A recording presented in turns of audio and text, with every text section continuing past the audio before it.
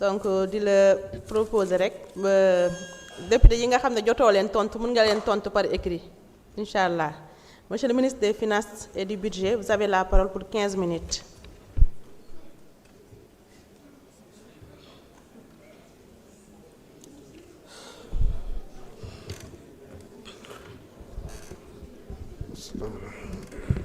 Madame la Présidente, Monsieur le ministre de la Microfinance, de l'économie sociale et solidaire, Mesdames et Messieurs, honorables députés, ministère de la Microfinance, de l'économie sociale et solidaire, ministère bu ñu war a yokk budget la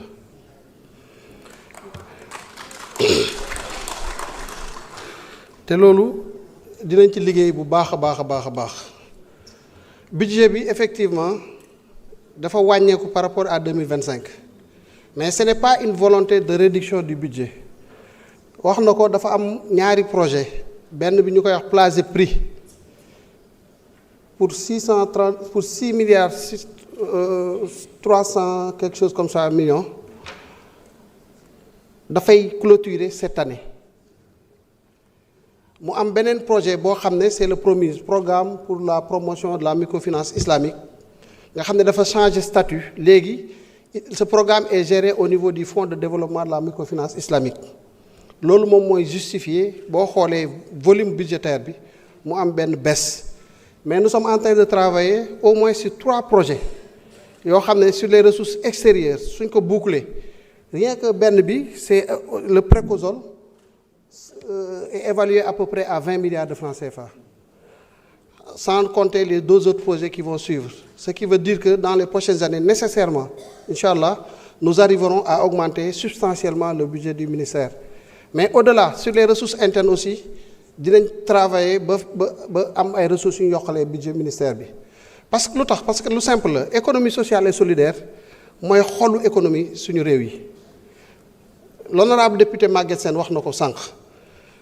xam nga dañuy wax sax macro naan il faut passer de la micro et la macro mais même la macro c'est la micro en réalité mais la micro est agrégée donc il n'y a même pas de chemin à parcourir entre la microéconomie et la macroéconomie te boo xoolee le cœur de notre économie suñu les populations à la base l'économie immédiate économie jooni bi nga xam ne demal ma ñëw la le Sénégalais lambda le panier de la ménagère, c'est l'économie sociale et solidaire. Nous consacrons 1532 milliards dans le budget 2026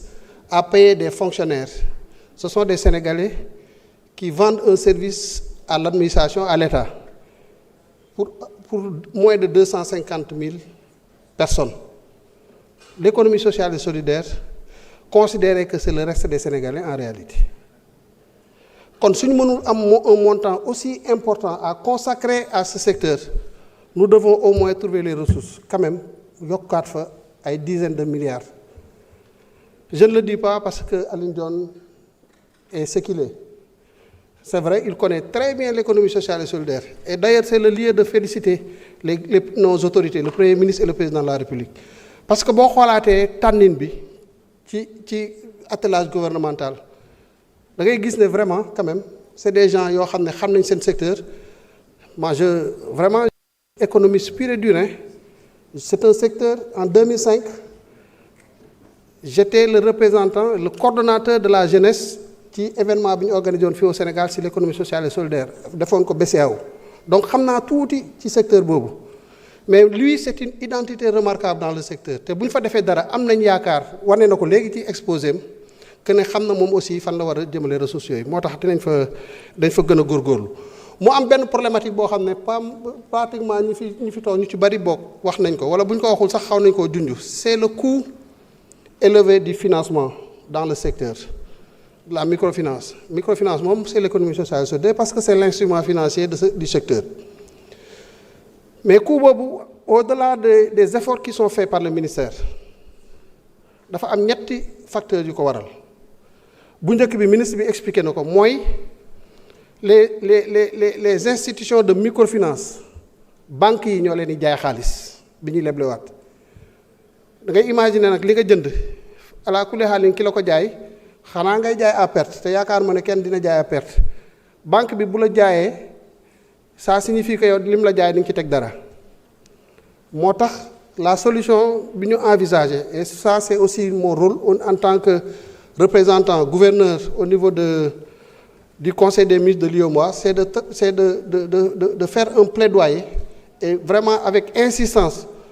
pour que les institutions de microfinance au moins ñi ci gën a mag bokk ñu mën a am accès au guichet de refinancement de la banque centrale parce que c'est ça la solution durable bu dul loolu les institutions de microfinance ne peuvent pas avoir des ressources à un coût faible loolu moom mooy premier facteur bi. Deuxième facteur mooy que ne les systèmes financiers décentralisés de manière générale seen coût de fonctionnement dafa élevé seen coût de fonctionnement dafa élevé loolu tamit li ci kii mooy comment faire et ça aussi nous allons travailler avec tous les acteurs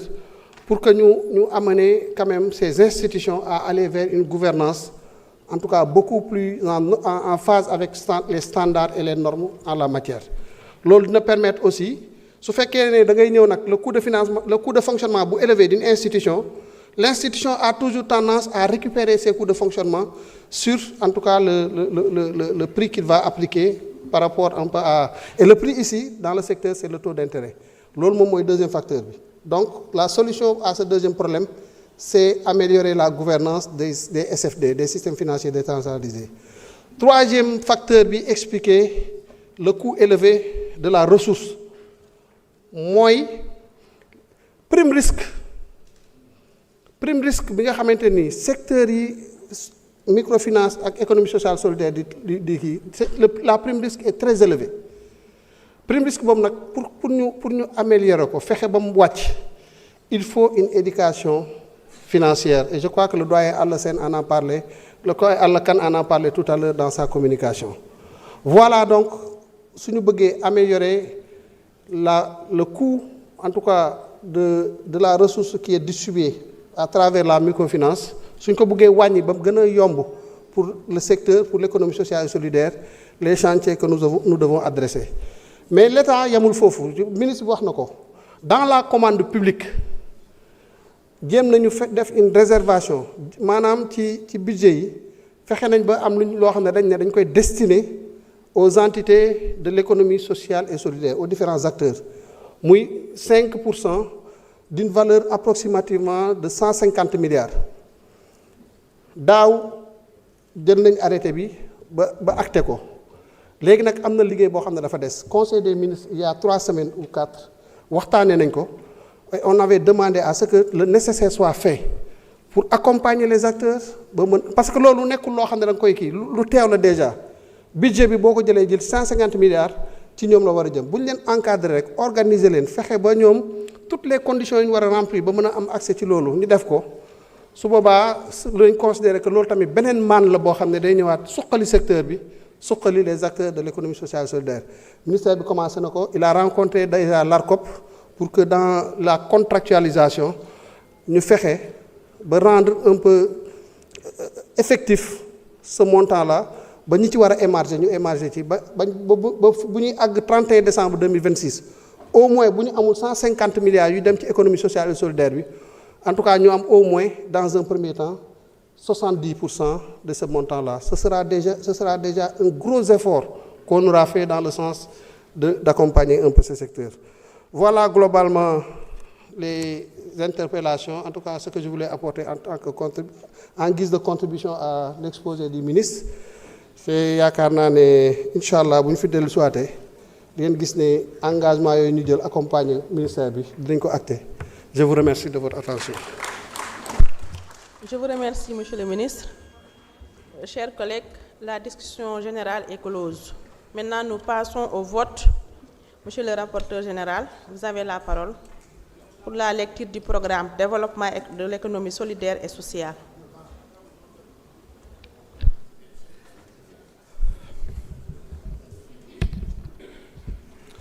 Merci beaucoup, Madame la Présidente. Alors, pour la section 64, Ministère de la microfinance et de l'économie sociale et solidaire. Programme développement et de l'économie sociale et solidaire. Dépenses de personnel. 124 675 000 en AIACP. Acquisition de biens et services. 115 185 090 en A et en CP. Transfert courant.